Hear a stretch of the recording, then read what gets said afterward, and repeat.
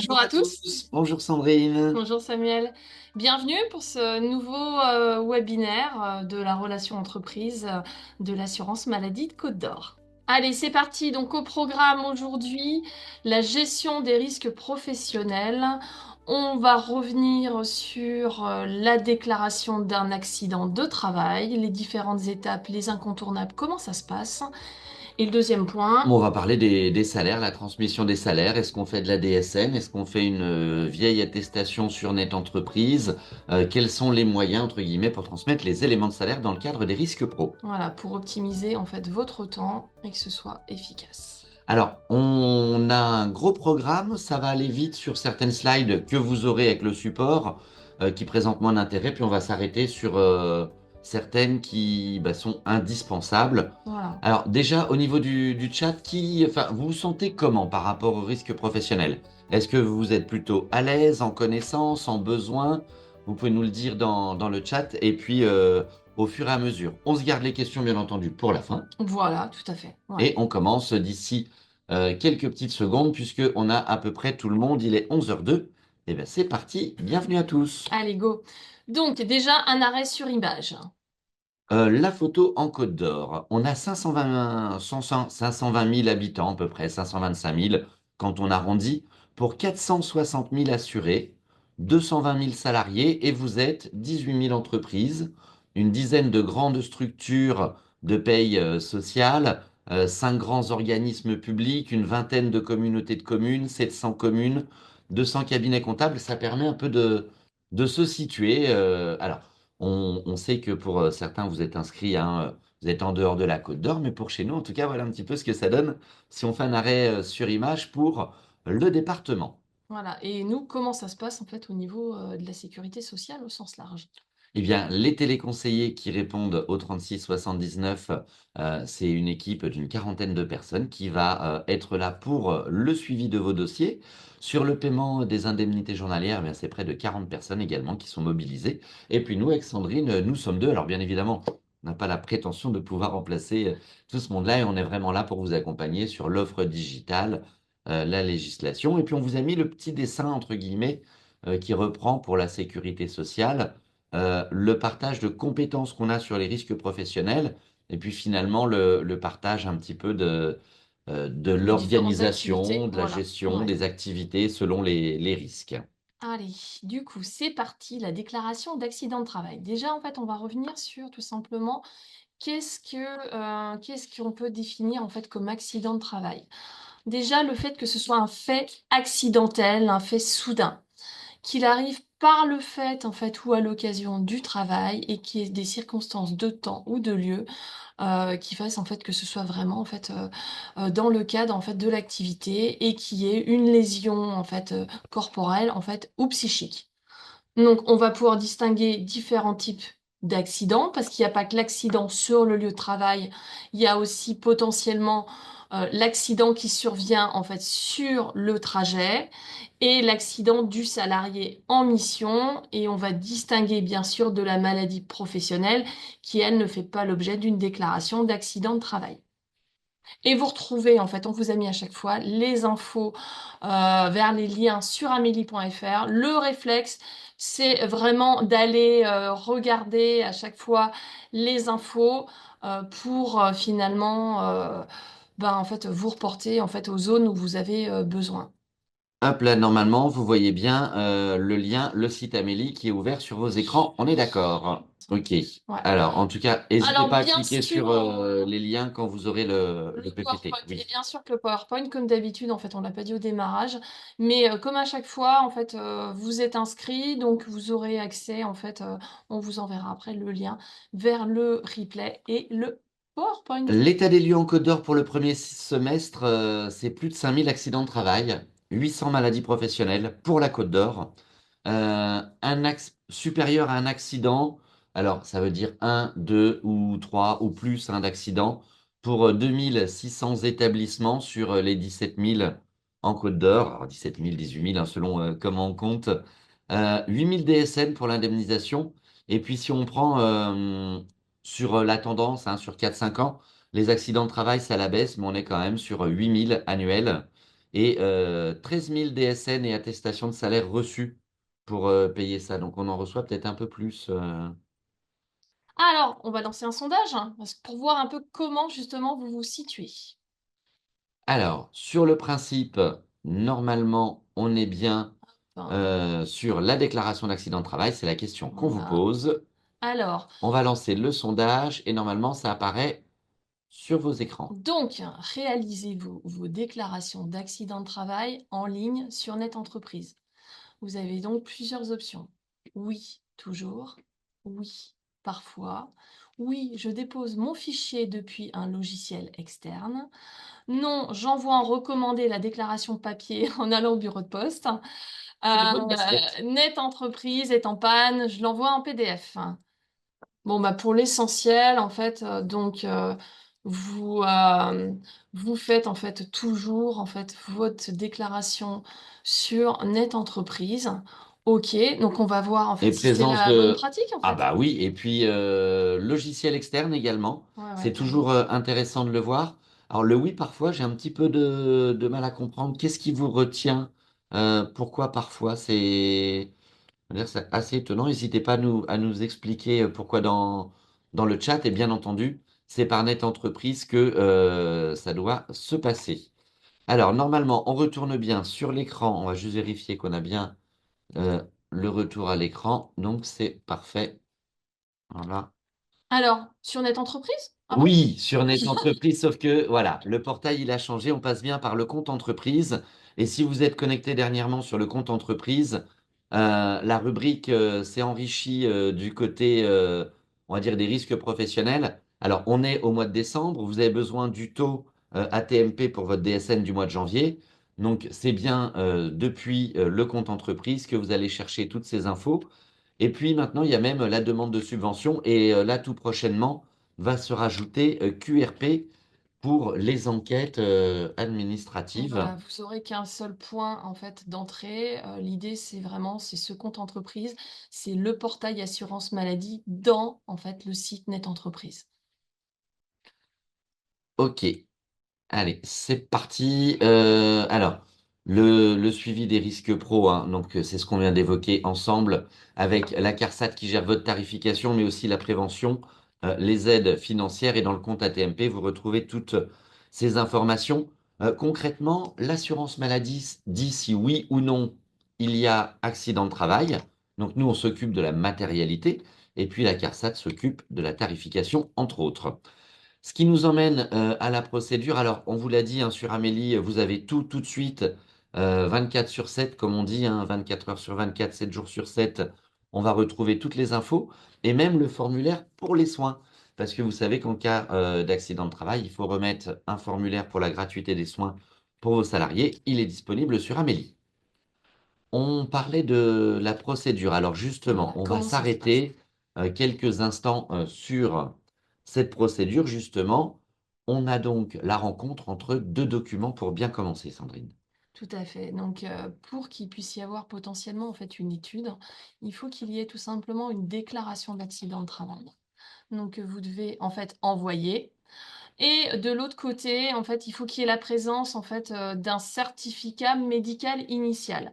Pour autant, vous attendez pas en fait d'avoir un certificat médical initial pour faire vous une déclaration d'accident de travail.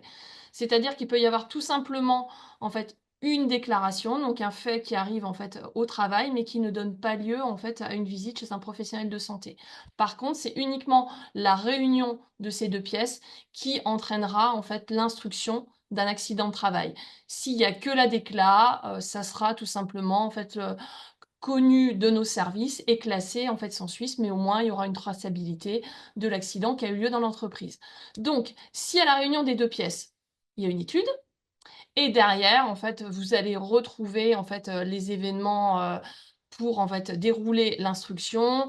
Comme Samuel l'évoquait tout à l'heure, d'aller sur QRP en fait pour répondre à des questionnaires, d'aller consulter les pièces, d'avoir la visite d'un éventuel enquêteur. Que vous ayez fait des réserves ou non, donc ça sera le moment en fait aussi pour nos investigateurs d'aller les consulter. Et À la suite de ça, donc il y a une décision, en fait, soit oui, de prise en charge de la déclaration de l'accident, soit un rejet et une prise en charge, en fait, en maladie. Alors, dans tous les cas, la déclaration d'accident de travail, elle est obligatoire et vous faites des réserves. Voilà. On a eu 3 rappels à la loi et 10 accidents qui n'avaient pas été déclarés. C'est une obligation. Et la première des sanctions, avant même le côté financier ou pénal, la première des sanctions, c'est que bah, finalement, en cas de manquement de l'employeur, c'est le salarié qui l'a rempli directement. Donc même Et, si pour et vous donc, il n'y a du pas coup, sans accident, réserve, voilà. Même si oui, pour vous il n'y a pas accident, en fait, si le salarié vous dit qu'il s'est blessé en fait au travail, vous faites la déclaration et et vous vos réserves l'accompagnez bien des éventuelles, réserves. Et on reviendra va y venir, tout à dessus fait. après. Alors, Le certificat médical initial constatant les lésions, eh bien, c'est ce qu'on vient d'évoquer dans la procédure. Soyez très vigilants sur le remplissage des documents. Alors, il y a des documents qui sont télétransmis, hein, bien entendu, mais on a encore quelques arrêts de travail papier ou, comme là, un certificat médical initial qui n'est pas rempli. Alors, autant vous dire que là, on ne peut pas lire dans le mar de café, hein. Sur le bulletin d'hospitalisation, on est vigilant également sur le risque accident de travail.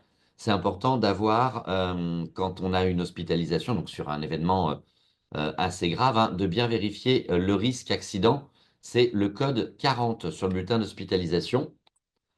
Les arrêts de télétravail, les arrêts de travail, comme on vous disait, ils sont télétransmis pour 80%. Et on a bien dessus quand c'est en rapport avec un accident de travail. Voilà, on vous a fait les zooms. alors oui, pour ceux qui n'ont peut-être pas eu d'accident ces derniers temps, en fait, l'arrêt de travail est bien à part en fait du certificat médical initial. C'est bien deux documents distincts. Et il peut y avoir juste un certificat médical initial sans arrêt de travail aussi, hein. Alors, on vous a fait le point sur le webinaire de rentrée début octobre sur les interruptions entre deux arrêts. On peut également, justement, en accident de travail, retrouver cette situation, avoir un arrêt du lundi au vendredi. On est en accident de travail, donc il n'y a pas de carence. Toute journée commencée est due par l'employeur et la date de dernier jour du travail, bah, c'est toujours la date de l'accident ou une date postérieure. On y reviendra après.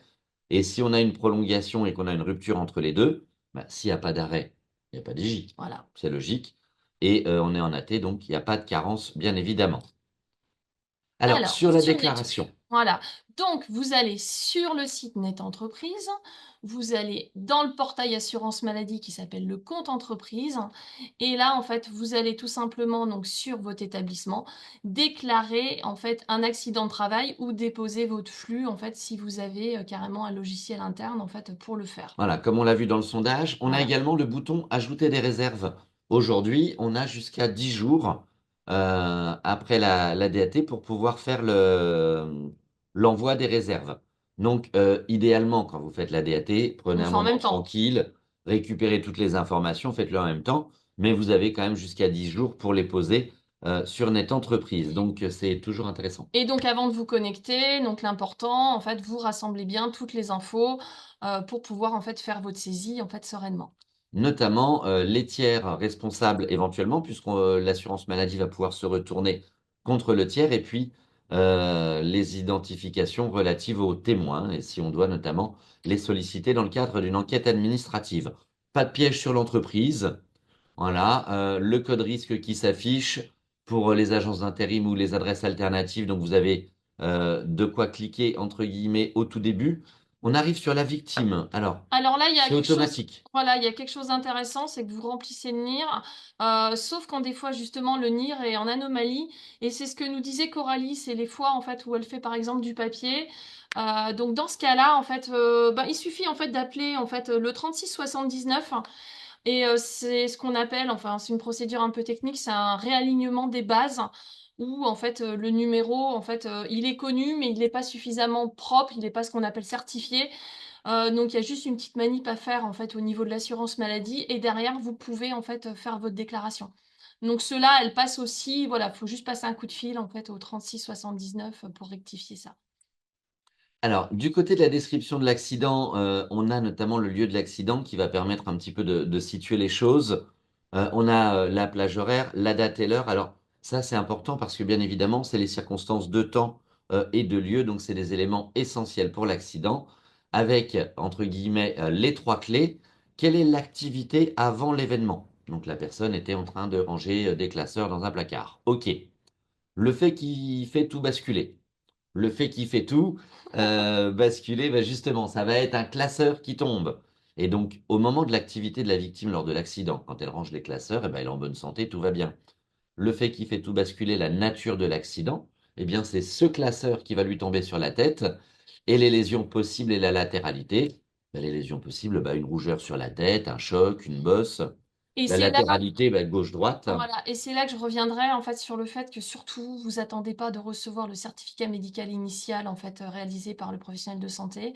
Pour Vous leur copier. mettez voilà pour le recopier, vous mettez vraiment, ce que vous voyez ou ce qu'on vous a rapporté, pour pas en fait qu'il y ait on va dire de choses qui seraient rajoutées et qui ne seraient pas liées à l'accident, hein, tout simplement. Localisation et description des blessures, Voilà. effectivement, pour la prise en charge avec le formulaire pour la gratuité des soins. Alors, sur les informations complémentaires, on a parlé tout à l'heure du témoin et du tiers responsable, l'assurance maladie ayant la possibilité de se retourner donc contre ce tiers. Et on va arriver maintenant effectivement sur les réserves. Alors, la partie dans la déclaration en ligne, c'est très court. Alors, c'est juste pour dire, bah oui, les réserves, merci de consulter le courrier en pièce jointe. Et on va effectivement transmettre le fichier. Alors, comme on l'a vu, soit au moment de la DAT, soit dans les 10 jours suivants. Alors, les éléments concrets pour les réserves. Quelles sont les réserves efficaces? Aujourd'hui, toutes les réserves sont recevables, mais celles qui permettent, entre guillemets, de renverser la présomption, bah, c'est les réserves qui portent sur des circonstances de temps et de lieu ou sur une cause totalement étrangère au travail. Donc, dans notre exemple, quelqu'un qui rangeait les classeurs, bah, cause totalement étrangère au travail. En fait, il n'était pas en train de ranger les classeurs, il se les balançait entre collègues ou circonstances de temps et de lieu. Bah, c'était en dehors des horaires de travail. Bon, on est malgré tout sur des réserves. C'est toujours quelque chose de délicat et pensez bien au principe du contradictoire, c'est-à-dire que chaque partie a accès aux pièces du dossier. Donc, vous avez le droit de faire des réserves, mais restez bien factuel dans ces réserves avec véritablement les circonstances de temps, de lieu et cette cause totalement étrangère au travail. Dans les questions qu'on peut se poser, alors les antécédents médicaux n'empêchent pas la réalité de l'accident, mais effectivement, si ben, on a une possibilité de faire des malaises, ben, c'est effectivement, vous pouvez le préciser dans les réserves. Bah et On puis pense par exemple aux crises d'épilepsie, ouais. mais le malaise doit toujours être déclaré. Et ça me fait, penser Attention aux justement à sous-déclarations. ce que demandait tout à l'heure Karine en fait, bah, est-ce qu'un AVC en fait, c'est un AT? Et ben, en fait, tout simplement, hein, si ça arrive en fait, sur le lieu de travail, pendant un trajet, pendant la mission, bah, en fait, ça sera étudié comme tel. Donc oui, oui. Donc il faut le déclarer et après ça sera nos appréciateurs du service risque professionnel qui détermineront en fait, Si le oui ou détail. non, Voilà, il y a en fait accident en fait, il y a une prise en charge ou pas. voilà, exactement. Alors, on pensait notamment au port des équipements de sécurité. Ça, c'est bien en Ouais, interne dans l'entreprise que l'on fait respecter le port des équipements de sécurité. Les réserves, donc on a dit jusqu'à 10 jours et on vous a remis à l'écran le petit bouton ajouter des réserves. Donc le compte entreprise, c'est... Alors, vous avez l'habitude maintenant du compte entreprise, hein, vous pouvez nous le dire dans le chat, mais comme on n'a pas non plus des accidents tous les jours ou des choses à transmettre tous les jours sur le compte entreprise, c'est quand même intéressant de vous rappeler tout ce qu'il peut y avoir dessus. Alors, la validation, bah là, il n'y a pas de piège, hein, on est sur la fin de notre déclaration d'accident au moment où elle est transmise. Ensuite, le formulaire pour les soins. Donc, on vous rappelle que les soins, la prise en charge, c'est une dispense d'avance de frais pour le salarié. C'est une prise en charge à 100%, mais attention, il y a un piège enfin, il y a un piège. C'est 100% du tarif de responsabilité de la sécurité sociale, donc attention quand même au dépassement d'honoraires. Et puis, l'occasion de rappeler aussi que l'assurance maladie se retourne contre les tiers parce qu'effectivement, si on a des soins sous les tiers soins, engagé, effectivement. ça peut coûter cher. Ouais. Donc, on est toujours vigilant sur le sujet et le formulaire qui est disponible sur Amélie. Oui, parce que c'est vrai qu'on a régulièrement des questions et c'est vrai que pour le coup, le formulaire, en fait, vous l'avez à la fin de la déclaration d'accident de travail, mais vous pouvez en fait l'imprimer directement depuis Amélie aussi si vous avez besoin. Le seul truc, c'est surtout de bien mettre le coup de tampon. et pas laisser en fait cette feuille vide. Voilà. L'ouverture de droit, si on fait le parallèle rapidement avec la Voilà, maladie. on bascule sur les salaires, sur les IJ. Exactement. Les revenus de référence, on vous les a mis là, on va y revenir un petit peu après. C'est ça qui va nous intéresser tout à l'heure parce qu'on va développer un petit peu le sujet. Euh, Au niveau de l'indemnisation maladie, on prend les salaires des 3 mois précédents, primes incluses, en accident de travail. Notamment là, on est au mois de décembre. C'est pas un hasard si on fait le webinaire aujourd'hui, finalement. Pour les mois de novembre ou décembre, on a la prime. Quand on fait un signalement DSN, bah, tout est transmis automatiquement. C'est beaucoup plus facile pour vous. Et on va y revenir après, mais en DSN, T'es effectivement, en on train de fait le spoiler. signalement. Mais du coup, si vous êtes sur Net Entreprise, on va enlever la prime et on va la mettre dans une case à part parce que c'est annualisé, entre guillemets, pour l'indemnisation. Sur l'indemnisation toujours, pendant 28 jours, on est vers 60% du salaire brut, contre à partir du 29e jour 80% du brut. C'est pour ça que souvent, vous entendez dire qu'en accident de travail, on ne perd pas d'argent. En maladie, ben, on est sur 50% du salaire brut, moins la carence, les cotisations sociales et les différents plafonds qui s'affichent à l'écran. Alors, il faut avoir les revenus qui vont avec, hein, bien entendu, pour avoir On est les d'accord. plafonds maximum. La case en fait sur le bulletin de salaire où aller retrouver finalement en fait la bonne info. Et puis, on vous a mis le détail, si vous aviez déjà suivi le webinaire expert qui était au mois de juin sur les risques professionnels. Sinon, vous pourrez vous y reporter s'il y a Voilà, besoin on parce qu'il y a avait plein de décomposé détails tous et les d'exemples. éléments qui rentrent en compte dans la composition du salaire, ce qui fait que de temps en temps, quand vous êtes en DSN, l'attestation de salaire accident de travail qui est refabriquée grâce à votre signalement DSN, elle peut avoir une différence avec l'attestation maladie et les montants qui sont indiqués parce que ça ne vient pas aspirer les mêmes choses, la législation étant très pointue sur le sujet comme on l'avait développé au mois de juin. Exactement. Allez, on va vous faire un sondage, un nouveau sur le versant salaire. Alors, Il apparaît à comment l'écran. envoyez-vous les éléments de salaire en cas d'arrêt, accident de travail?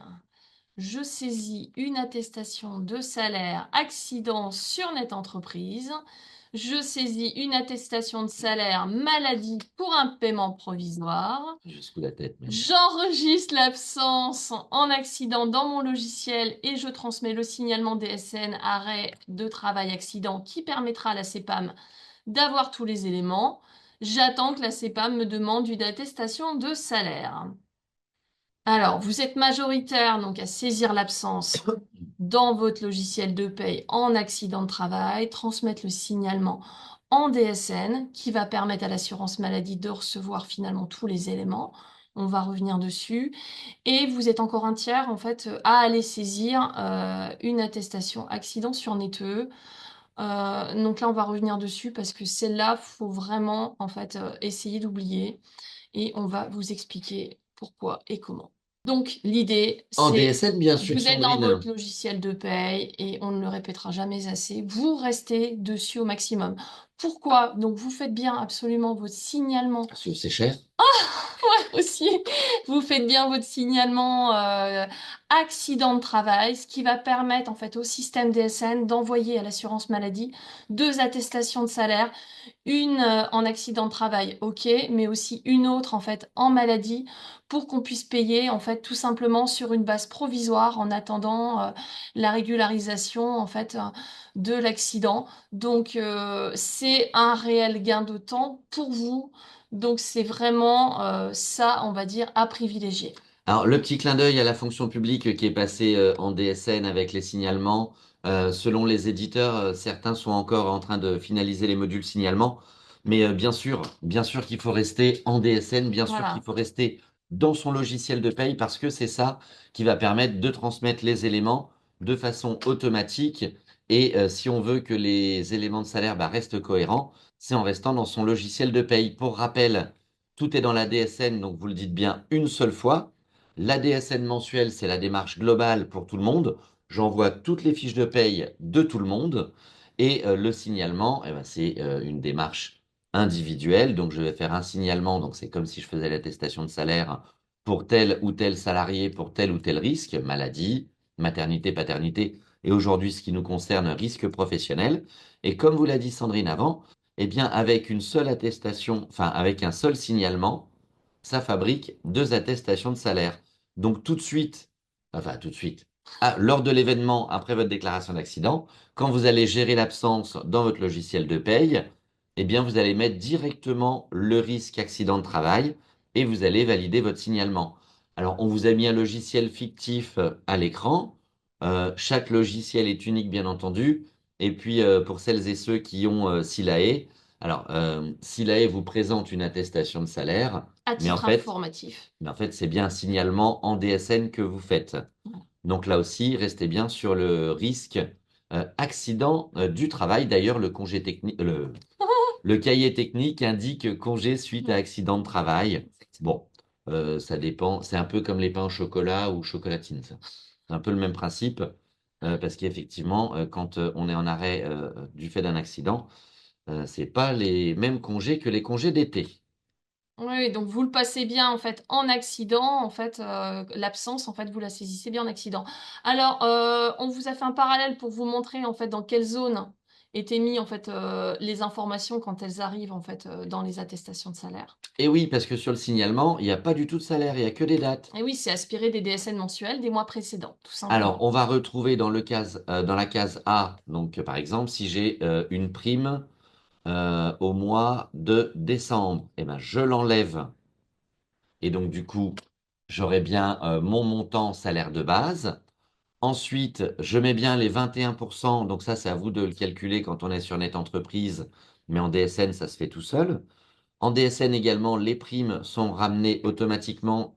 À vous quand même de bien avoir paramétré dans votre logiciel de paye non seulement les primes, mais aussi leur périodicité. Voilà, Hein, bloc 52 de voilà, mémoire. ça rejoint la question de Virginie, effectivement, sur les petits décalages sur les montants par rapport à ce que vous avez en fait précalculé, c'est, on va dire, des vérifications de paramétrage en fait à faire dans le logiciel. Donc c'est des choses en fait qu'on peut revoir justement avec vous si vous savez pas en fait comment aller vérifier que le paramétrage en fait fait bien redescendre dans les bonnes cases en fait. Oui, et puis le cadre C, c'est si la période de référence, donc il y a eu par exemple un accident de travail au mois de décembre, la période de référence, bah, c'est le salaire plein du mois d'avant, donc c'est novembre.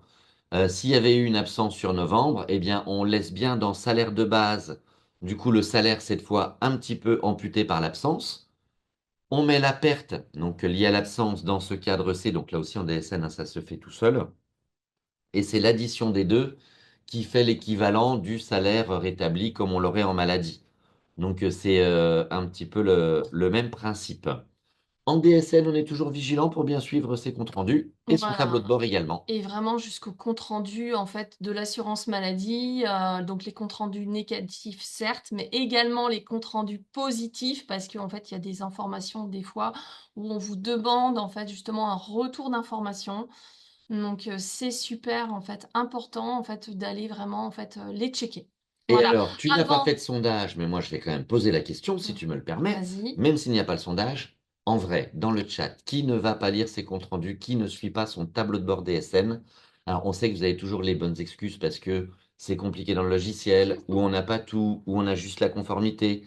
Euh, mais en fait, Donc prenez l'habitude parce qu'en oui, fait vous pouvez pas par exemple en fait appeler le 36 79 en disant bah j'ai pas eu mes IJ, je sais pas où ça en est alors qu'en fait l'information en fait elle vous est redescendue déjà en fait par le biais de ces comptes rendus. C'est juste en fait pas possible dans le sens où finalement maintenant vous rentrez plus que l'absence dans votre logiciel.